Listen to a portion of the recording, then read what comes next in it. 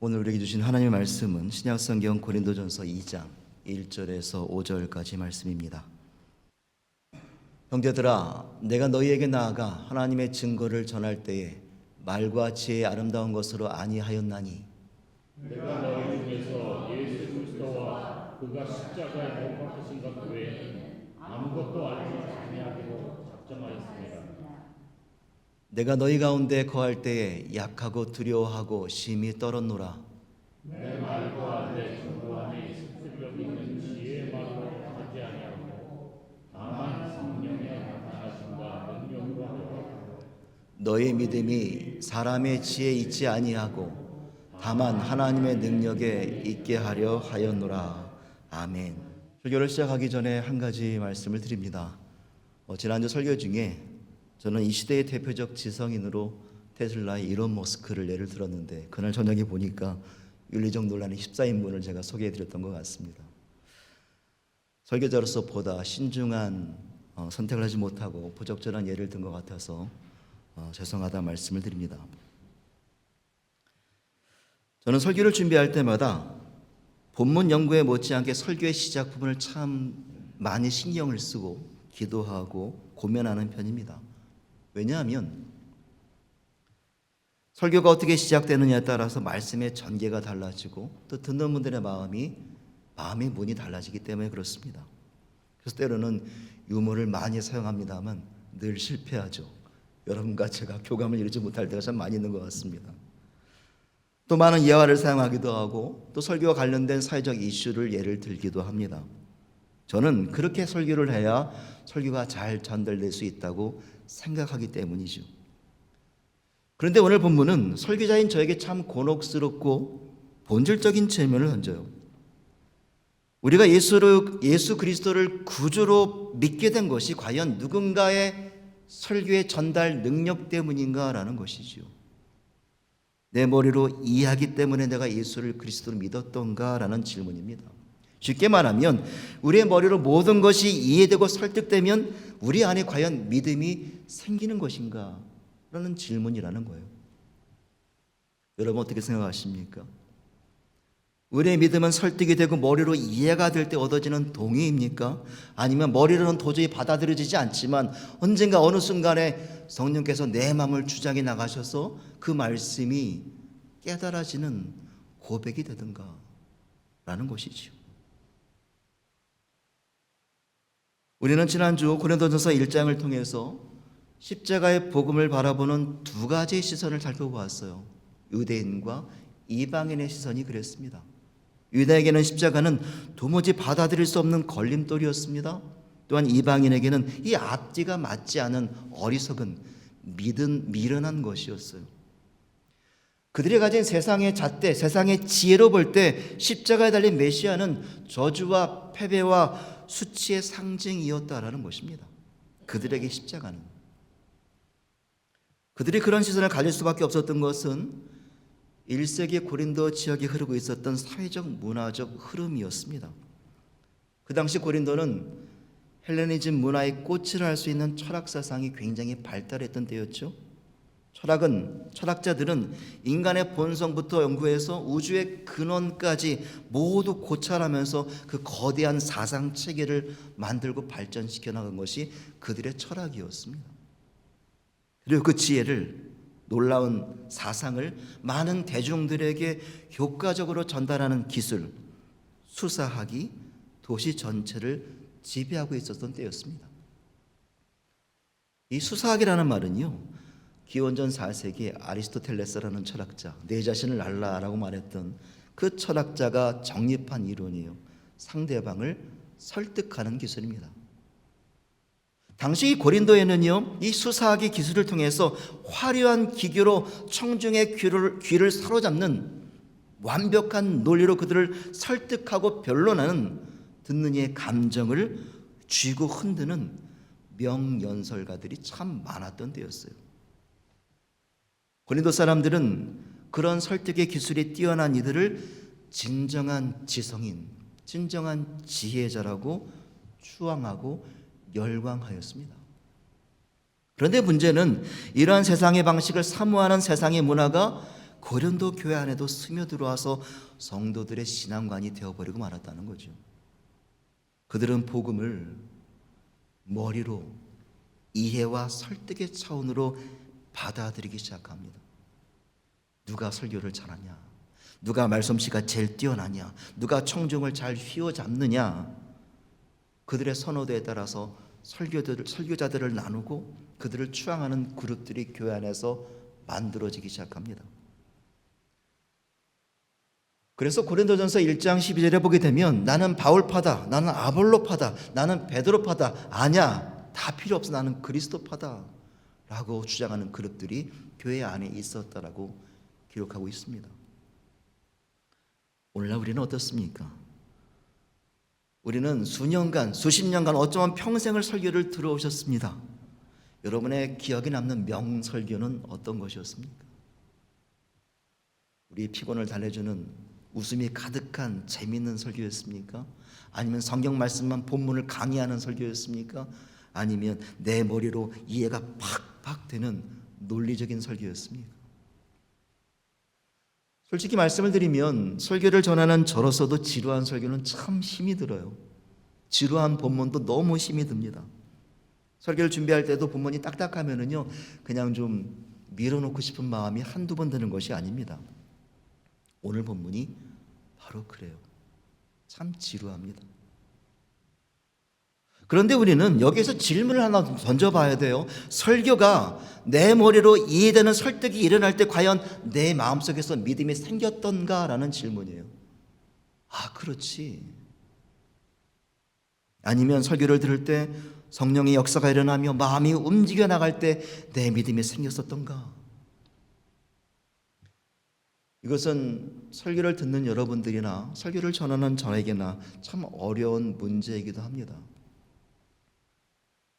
오늘 본문에서 바울은 세상의 그러한 지혜 방식에 길들여진 고린도 성도들에게 참으로 납득하기 어려운 선언을 합니다. 우리 1절 말씀을 쉬운 말 성경 버전으로 함께 읽겠습니다. 형제들이여, 내가 여러분에게 가서 하나님의 말씀을 전할 때 유식한 말이나 인간의 지혜로 하지 않았습니다. 바울이 지금 편지를 쓰고 있는 이 고린도 교회는요, 바울이 2차 전도 여행 중에 방문한 교회예요. 방문한 지역이에요. 그때 1년 6개월을 고린도라는 지역에 머물면서 아굴라와 브리스길라 부부를 만나게 되죠. 그들과 동역하면서 세운 교회가 이 고린도 교회예요. 그러니까 바울은 이 고린도 사람들이 어떤 것을 기억하고 어떤 것을 기대하는지 분명히 알고 있었다라는 것이죠.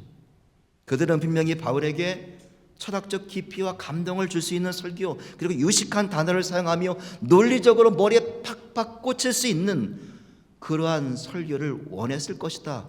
바울은 분명히 알고 있었을 거예요. 사실 바울은요, 그런 고린도인들의 기대를 충분히 충족시킬 수 있는 그런 능력자였습니다. 신문상으로 보게 되면 베냐민 지파 바리새인 가문의 정통 히브리인이었고 이방 지역에서 태어나서 자동으로 로마 시민권을 가졌으며 또한 헬라어가 능통했던 사람이었어요. 게다가 그 당시 당대 최고의 랍비였던 가말리엘 문화에서 율법 교육을 받았죠. 헬레니즘 철학과 문화와 문학에 정통한 사람이었습니다. 이렇게 고린도 사람들이 기대하는 수준에 완벽했던 바울이 선언하는데 나는 유식한 말을 사용하지 않았습니다. 나는 세련된 단어를 사용하지 않았습니다. 인간의 지혜를 사용하지 않습니다. 그렇게 말씀을 전하지 않는다는 거예요. 지금은 잘 모르겠습니다만 예전에 한국에서요, 1980년대, 90년대, 2000년대 그때는 총알 택시라는 택시가 있었어요. 타보신 분들 많으시죠? 이 총알처럼 빨리 간다 해서 총알 택시라고 하지 않습니까? 어느 날 이 총알 택시 목사님 한 분이 타셨답니다. 너무 빨리 갔다가 사고가 나서 그만 안타깝게 죽어서 천국에 갔다는 거예요. 근데 하나님이 그 택시기사와 목사님을 불러서 말하기를 택시기사에게는 아주 화려하고 최고급 호텔로 가라고 명하시고 목사님에게는 허름한 모텔로 가라고 하셨다는 거예요. 그러니까 목사님이 아무리 생각해도 나는 목사인데 내 왜 허름한 모텔일까? 하나님께 따졌답니다. 하나님, 제가 왜 모텔입니까? 그랬더니 하나님 말씀하시기를 네가 설교할 때는 교인들이 다 졸았지만 저 기사가 운전할 때는 모두가 간절히 기도하더라. 물론 누군가가 유머로 만들어낸 이야기지만 설교자로서 늘 마음에 걸리는 이야기입니다.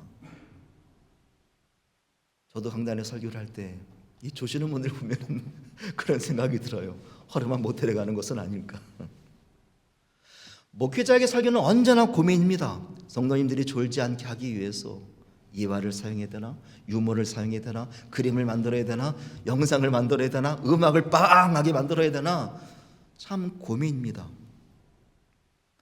성경 내용을 이해하기 위해서는 그렇게 설명하는 것이 참 필수적이다 그렇게 느껴져요. 그렇지 않습니까? 사실 생각해 보면은요, 그런 방법들은 마땅하다라고 느껴집니다. 하나님께서 우리에게 성경 말씀을 주실 때 하나님의 언어로 주셨다면 우리는 어떻게 이해할 수 있겠습니까? 도저히 읽을 수가 없죠. 하지만 하나님은 우리의 세상의 지혜와 방법대로 우리의 언어로 하나님 말씀을 전해 주셨어요. 그러니까 우리가 하나님을 이 성경을 통해서 알 수 있는 거잖아요. 그렇게 보면 설교의 세상의 지식과 수단을 활용하는 것은 불가피한 일이기도 합니다. 그런데 바울은 우리에게 이러한 상식적인 생각을 완전히 뒤집어 놔요.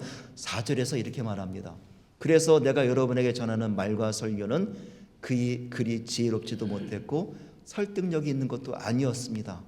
다만 나는 성령의 능력을 보여주고자 한 것뿐입니다.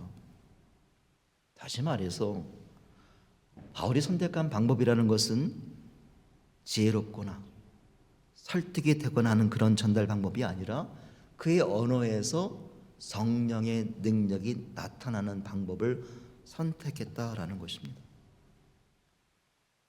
그 핵심이 되는 말씀이 바로 2절에 있어요. 2절 말씀을 다시 한번 읽습니다. 그것은 내가 여러분과 함께 있는 동안 여러분 가운데서 예수 그리스도 곧 십자가에 못 박혀 죽으신 그분 외에는 아무것도 생각하지 않기로 작정했기 때문입니다. 2절 말씀. 십자가에 못 박혀 죽으신 예수 그리스도만 선택하기로 작정했다. 예수 그리스도 곧 십자가에 못 박혀 죽으신 그분, 그것을 우리는 복음이라고 합니다.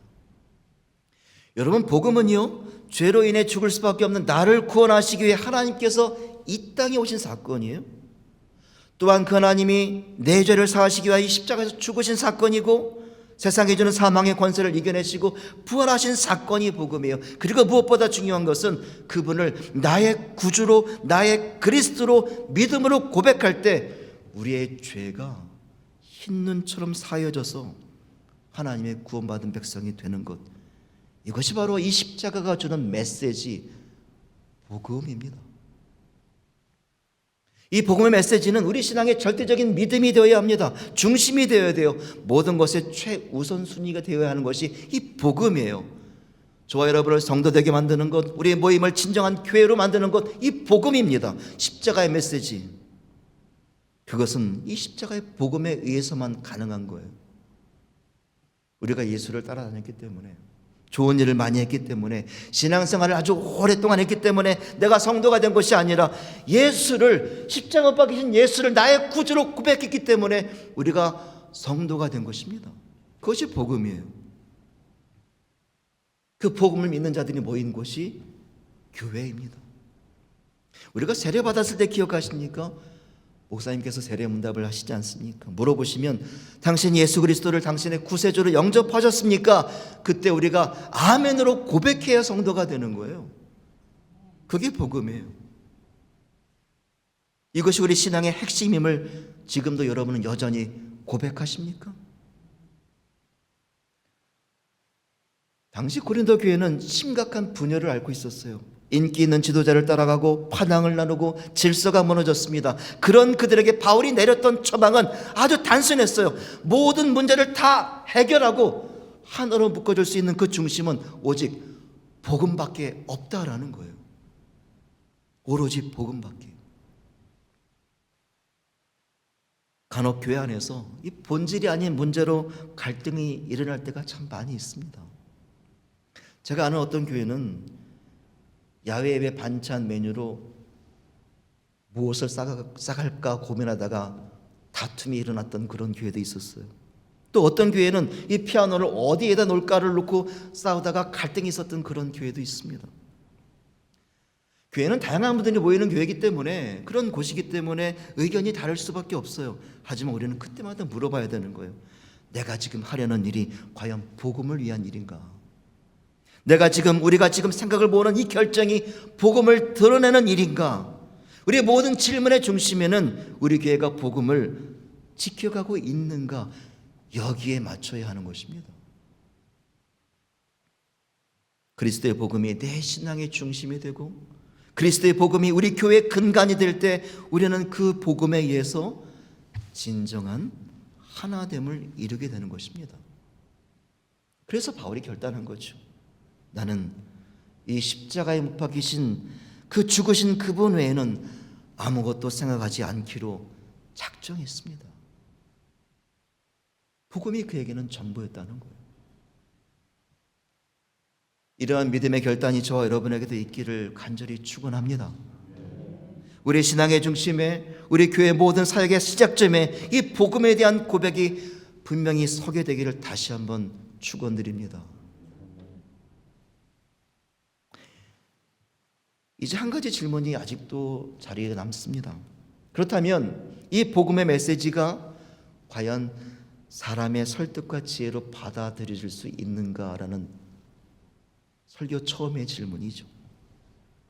논리적으로 설명을 해서 우리의 머리로 이해가 되면 우리에게 믿음이 생기게 되는 것일까라는 질문입니다. 바울은 이에 대해서 단호히 아니라고 말합니다. 믿음은 인간의 지적 설득이나 감정의 동의로 생기는 것이 아니라 우리가 복음을 간절히 사모할 때 성령의 능력이 내 안에 들어와서 나를 이끌어 나갈 때 주어지는 거라 그래요. 왜냐하면 우리의 믿음이 세상의 지혜로 세워지는 것이라면 최소 3가지 아주 심각한 문제가 발생하게 됩니다. 첫째는 세상의 지혜로 세워진 믿음은 세상의 지혜에 의해 반드시 무너지고 말아요. 요즘 유튜브를 보면은요, 참 감동적이고 지혜롭고 용기를 주는 그런 영상들이 참 많습니다. 그 영상들을 보면은요, 마음이 뜨거워지기도 하고요, 어떤 때는 신앙적인 영상이 아닌데도 불구하고 막 신앙심이 올라오는 것 같은 그런 느낌을 가지는 영상들도 참 많이 있어요. 하지만 그런 영상들은요, 분명한 목적과 의도가 있습니다. 대부분 보면 대중의 호기심을 자극하고 공포와 분노를, 감정을 흔들어서 수익을 창출하는 것이 그 영상들의 목적이에요.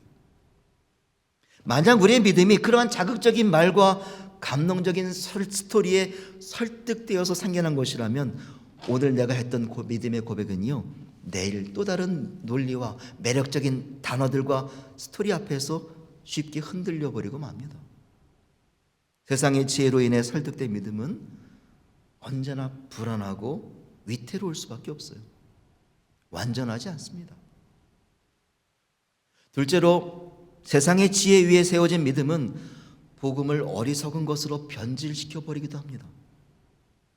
세상의 눈으로 볼 때 십자가는 철저히 미련하고 어리석은 것입니다. 그러다 보니까 많은 기독교의 교회들이, 성도들이 세상 앞에서 덜 어리석어 보이기 위하여 복음을 포장하기 시작해요. 십자가의 고난과 희생이라는 본질 대신에 축복과 번영을 강조합니다. 순종과 충성 대신에 은혜라는 듣기 좋은 말만 내세웁니다. 그 이유는 그렇게 해야 교회가 매력적인 곳이 된다는 거예요. 그렇게 해야 사람들이 기독교에 관심을 갖는다는 거예요. 하지만 여러분, 복음이 세상 사람들의 귀에 매력적으로 들리게 되면 그 복음은 이미 변질되었다는 증거예요. 참된 복음은 세상의 교만한 지혜와 능력을 꺾어야 하기 때문에 그들의 눈에는 반드시 거리끼고 미련해 보여야 하는 것이 정상적입니다. 셋째로, 또한 세상의 지혜로 설득된 믿음에는 하나님의 능력이 나타나지 않습니다. 세상은 늘 힘과 돈, 성공과 영향력을 기준으로 가치를 평가합니다. 우리의 믿음이 그러한 세상의 논리에 설득되면 교회 역시 세상처럼 강한 조직이 되어야 힘을 가질 수 있다고 생각합니다. 성도 수가 늘어나야 하고 건물이 웅장해야 하고 사회적으로 정치적으로 영향력 있는 사람이 우리 교회 교인이 되어야 하나님의 일을 할 수 있다고 믿게 됩니다.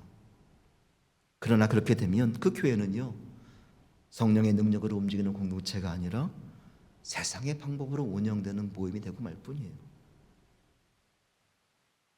우리의 연약함을 통해 드러나는 십자가의 능력이 사라지고 세상을 쫓는 인간의 얕은 지만 남게 되는 그런 모임이 되고 만다는 것이죠. 그래서 바울은 5절에서 분명히 말합니다. 이 5절 말씀도 마지막으로 함께 읽겠습니다. 그리하여 나는 여러분의 믿음이 사람의 지혜에 뿌리를 내리지 않고 오직 하나님의 능력에 뿌리 내기를 간절히 바랐던 것입니다. 여기서 바울은 두 종류의 믿음을 엄격하게 구별하고 있어요. 하나는 사람의 지혜로 생기는 믿음, 그리고 다른 하나는 하나님의 능력, 즉 성령의 역사하심으로 얻어지는 믿음. 이 두 가지를 말하고 있습니다. 우리는 간혹 누군가의 유창한 논리에 설득당할 때가 있습니다. 그때 우리는 고개를 끄덕이면서 말하죠. 아, 그렇군요. 맞습니다. 이제가 이해가 되네요. 오케이, 그렇게 합시다. 그럴 수도 있겠네요. 하지만 여러분, 나의 머리가 이해했다는 신호는 믿음이 아니에요. 동의입니다. 하지만 바울이 전하고자 하는 하나님의 능력에 뿌리 내린 믿음은 이 머리를 통한 이해가 아니라 우리의 가슴과 영혼을 통해 나온 고백을 말하고 있어요. 성령이 우리 안에 오셔서 십자가의 복음을 들려주실 때 우리는 단지 이해가 되네요 라고 말하지 않아요. 무엇이라 말합니까? 우리 가슴속에서는 이런 고백이 나옵니다. 아멘, 아멘, 그렇습니다. 십자가 밑에서 저는 죄인입니다. 아멘, 그분만이 나의 구주이십니다. 우리 입술에서 오케이가 아니라 아멘이라는 고백이 나올 때 우리의 믿음에 능력이 생기는 줄 믿습니다.